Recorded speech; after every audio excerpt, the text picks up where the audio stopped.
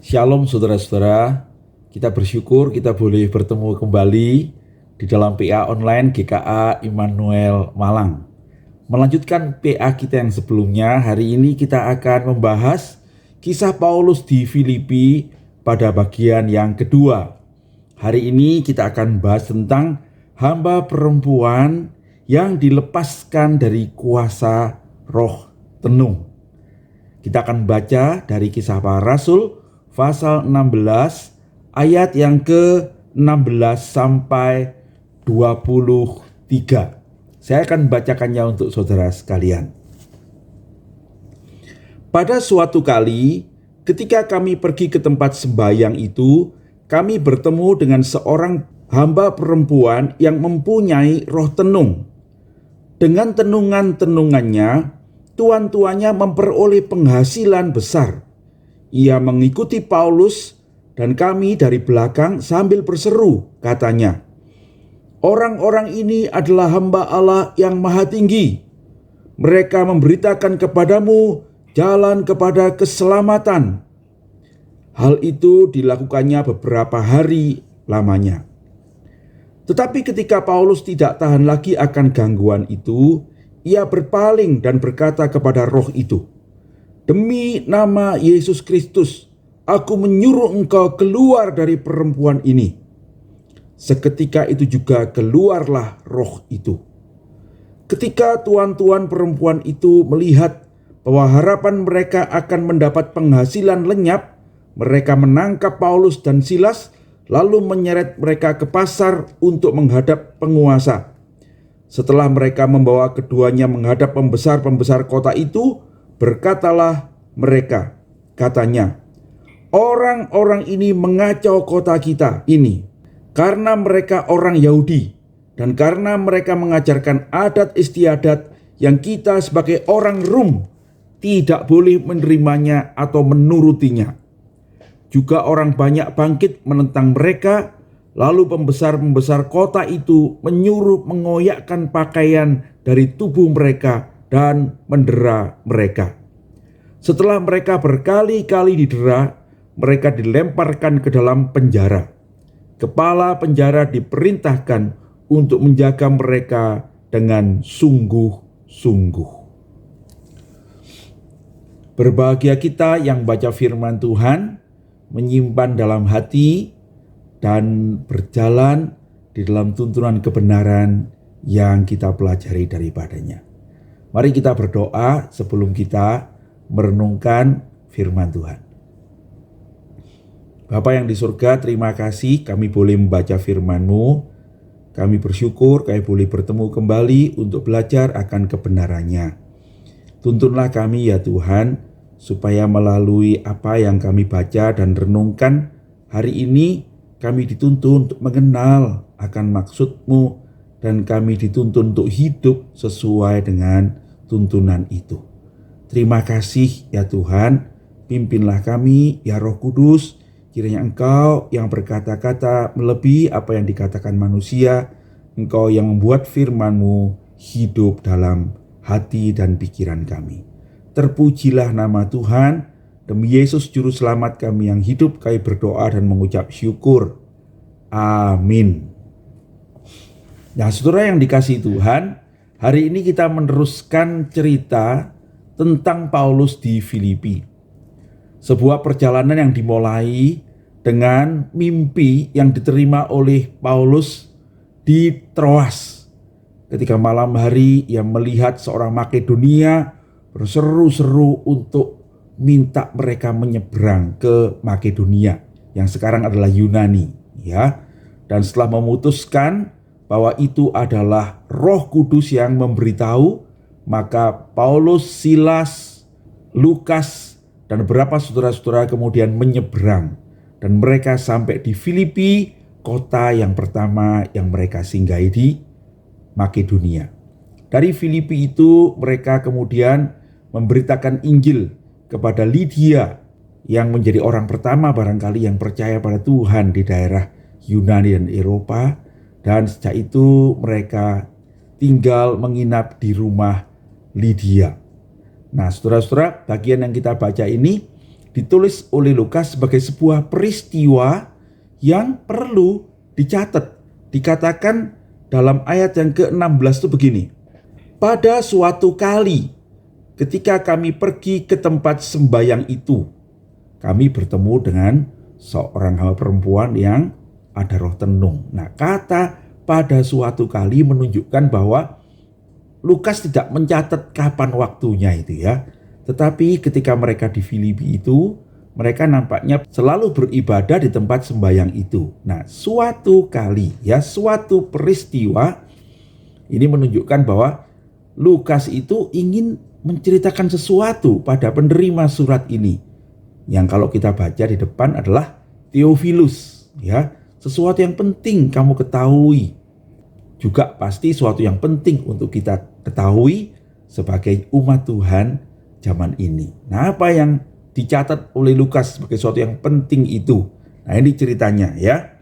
Dikatakan bahwa pada suatu kali ketika mereka sedang berjalan menuju tempat sembahyang itu, mereka bertemu dengan seorang hamba perempuan, budak perempuan. Nah, saudara, hamba atau budak ini artinya orang itu adalah orang yang dimiliki oleh orang tertentu, tuan tertentu yang biasanya orang Romawi.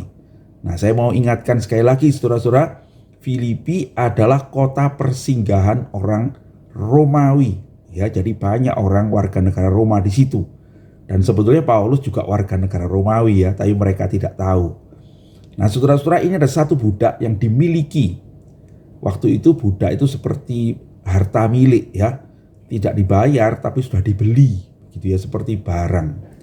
Budak ini menguntungkan tuannya karena dia mempunyai roh tenung katanya ya. Nah, roh tenung ini menurut beberapa penerjemahan yang lain adalah roh peramal sebetulnya ya, yang mendatangkan penghasilan yang besar bagi pemilik budak ini, bagi tuannya itu ya.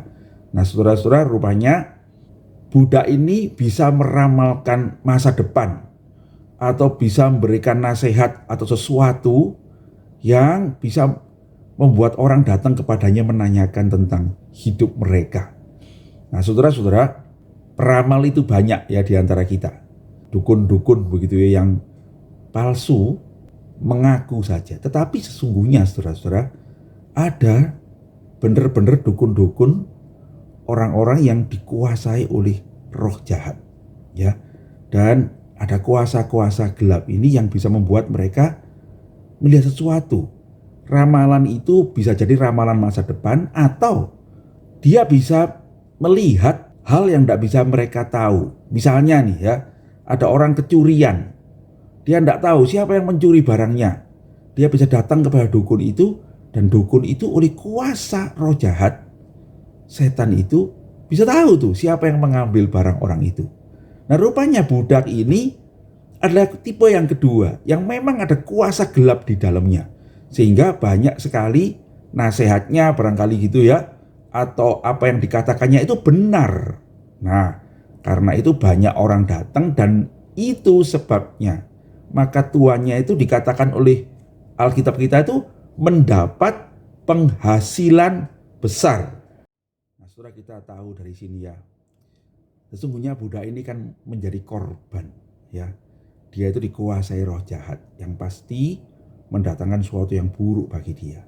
Tapi ada orang lain yang dapat keuntungan, sehingga orang itu membiarkan budak ini, anak perempuan ini yang mungkin masih muda ya, dikuasai oleh roh itu sebab dia dapat keuntungan.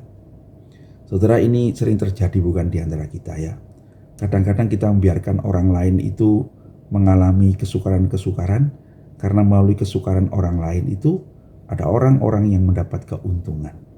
Saudara-saudara, tuan dari budak ini menikmati keuntungan dari penderitaan budaknya ini ya.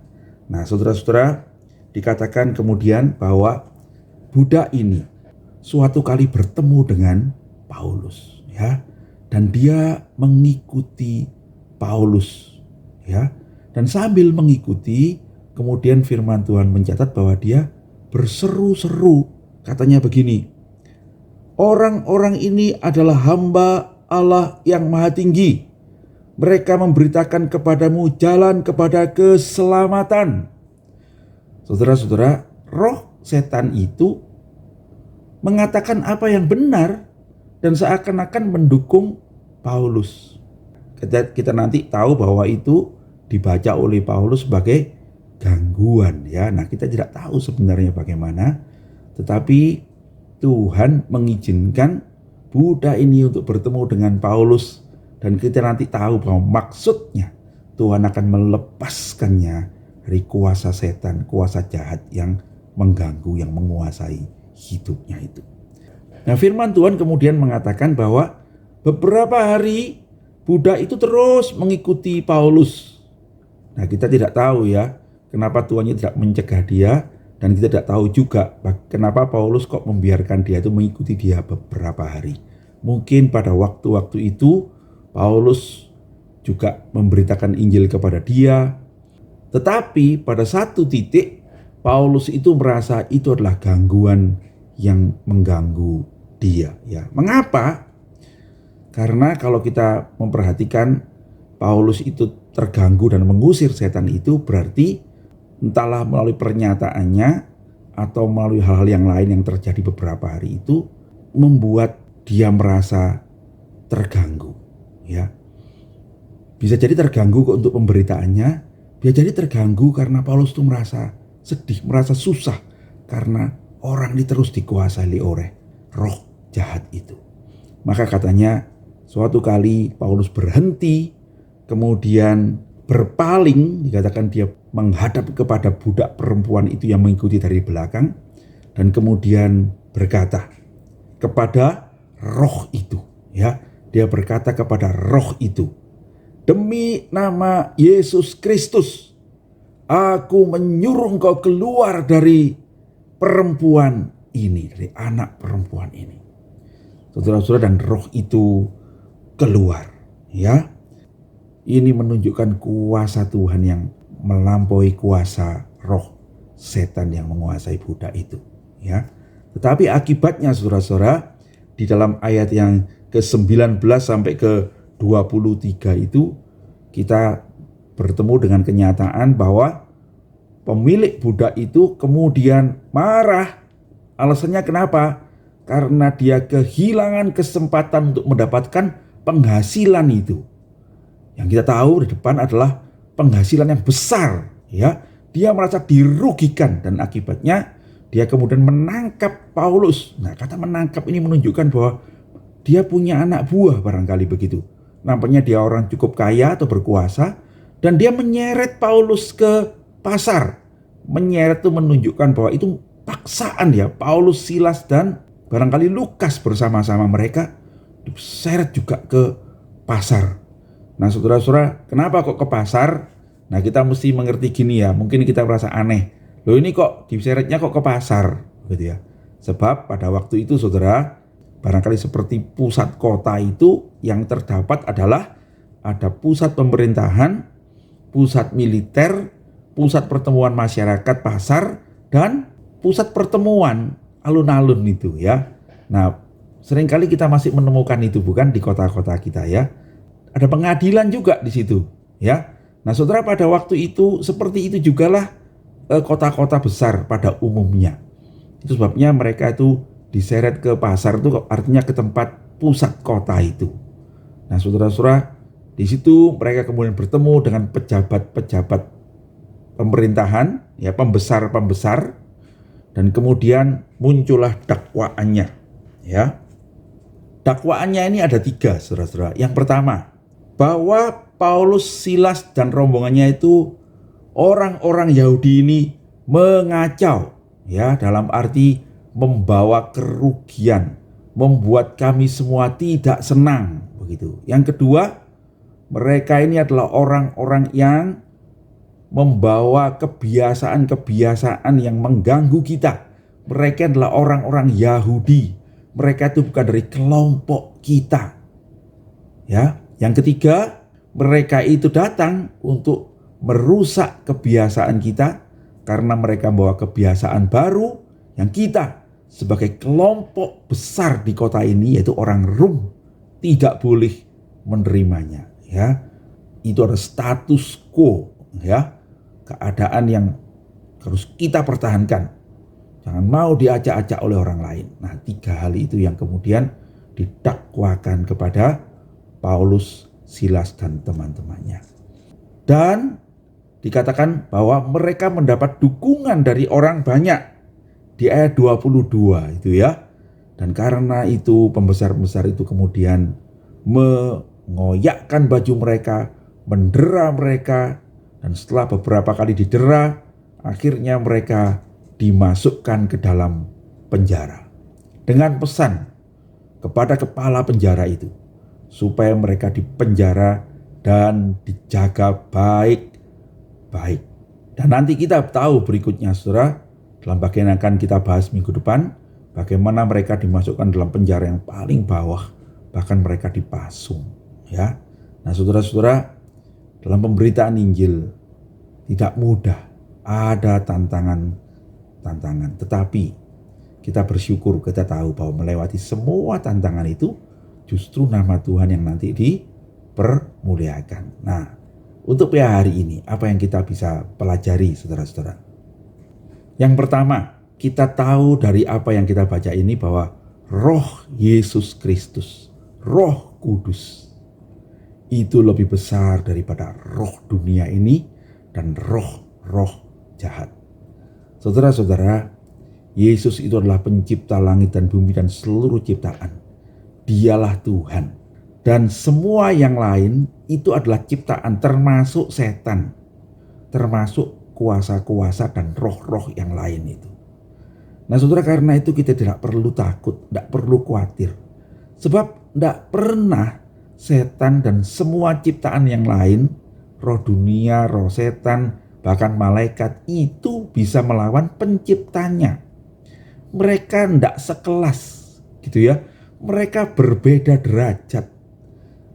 Pencipta itu pasti jauh lebih berkuasa dari semua ciptaannya sekalipun, saudara-saudara.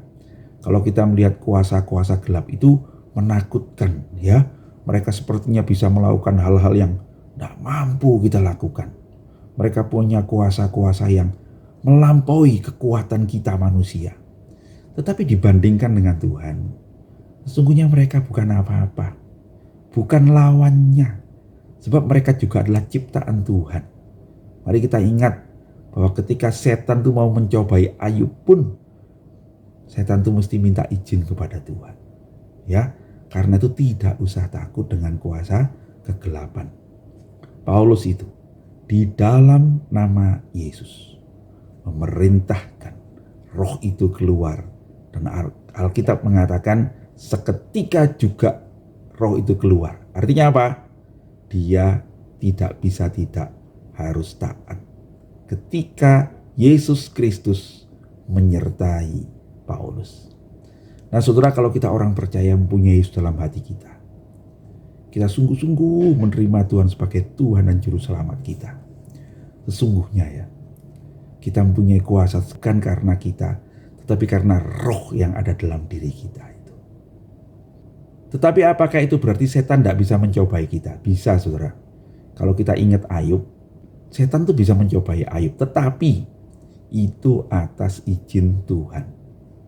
Dan pada akhirnya, kalau Tuhan mengizinkan kita tuh mengalami masalah dengan kuasa-kuasa gelap itu, pada akhirnya pastilah Tuhan melepaskan kita. Sebab kalau Tuhan mengizinkan roh jahat atau kuasa gelap itu sampai bisa mengganggu hidup kita, gangguan itu pun dimaksudkan Allah untuk mendatangkan berkat bagi kita, mendatangkan kebaikan bagi kita. Ya, mari kita selalu ingat Roma 8 ayat 28 itu. Tuhan turut bekerja dalam segala sesuatu termasuk kuasa-kuasa gelap sekalipun, untuk mendatangkan kebaikan. Jikalau itu tidak mendatangkan kebaikan, tidak ada kuasa apapun yang bisa menyentuh orang percaya. Ya, bahkan Tuhan berkata, engkau anakku, tidak satu rambut pun jatuh dari kepalamu di luar pengetahuanku. Mari kita percaya, kita tenang, tidak usah takut dengan kuasa dunia ini, kuasa gelap. Sebab kuasa Tuhan melampaui semuanya. Ya. Yang kedua, saudara-saudara, kita belajar bahwa Paulus dan Silas itu tidak mau menerima atau berhati-hati dengan dukungan-dukungan dari sesuatu yang tidak benar. Saudara-saudara, ini aplikatif banget dengan kita ya. Seringkali saudara-saudara kita sebagai gereja, sebagai orang percaya, seringkali kita juga bersuka cita ada dukungan-dukungan sekalipun di luar kelompok kita ya. Kita bisa gembira dengan orang-orang kaya yang mendukung kita. Sekalipun barangkali kita tahu itu hasil dari korupsi barangkali begitu ya. Atau itu sesuatu yang berasal dari sesuatu yang tidak benar. Kadang-kadang kita menerimanya karena kebutuhan. Tetapi saudara-saudara, di firman Tuhan hari ini kita diingatkan ya. Kalau kita mesti berhati-hati. Dan kita tidak terganggu oleh hal itu ya. Kadang-kadang kita menerima dukungan dari orang-orang, bukan materi, tapi orang yang memihak kita. Jadi itu orang yang belum percaya Tuhan juga, ya. Dan kita menikmatinya. Saudara-saudara, kita mesti merasa terganggu. Terganggunya itu bukan berarti kita menolak mereka. Tetapi sungguhnya bukankah kita harus terganggu kalau orang-orang yang baik kepada kita itu sesungguhnya melakukan apa yang mendatangkan hukuman Tuhan atas mereka. Kejahatan mereka, korupsi mereka, tindakan-tindakan mereka yang melawan hukum. Atau orang-orang itu yang sesungguhnya tidak mengenal Tuhan Yesus. Apakah kita terganggu seperti Paulus yang ketika melihat hal itu, kemudian dia di dalam nama Yesus menegur roh itu, bukan orang itu, saudara. Menegur roh jahat itu, yang maksudnya supaya orang itu diselamatkan. Dan betul bukan? Yesus Kristus berkarya, roh jahat itu keluar dan perempuan itu sesungguhnya diselamatkan, saudara. Yang punya roh tenung itu diselamatkan. Saya pernah bersama-sama dalam kur itu mengikuti sebuah kantata ya mengenai Paulus dan Silas di Filipi ini, saudara ya. Dan budak perempuan itu diberi nama Verenia oleh pembuat kantata itu. Nah, yang menarik tafsiran dari pembuat kantata itu, Verenia itu setelah dilepaskan, lalu dia menjadi orang Kristen, dia percaya Tuhan, ya. Dia mencari Paulus dan Silas di penjara itu, ya. Dan nanti di akhir cerita, dia dengan kepala penjara di Filipi itu memuji Tuhan, dibaptis. Nah, saudara, itu tafsiran ya, tidak ada cerita di dalam Alkitab ini. Tetapi ada kebenaran yang mau diungkapkan, bahwa dengan membuat perempuan itu dilepaskan dari roh tenung itu, sesungguhnya Paulus itu menyelamatkannya, menuntunnya kepada Yesus Kristus. Nah, saudara, itu yang mesti kita ada dalam diri kita, ya.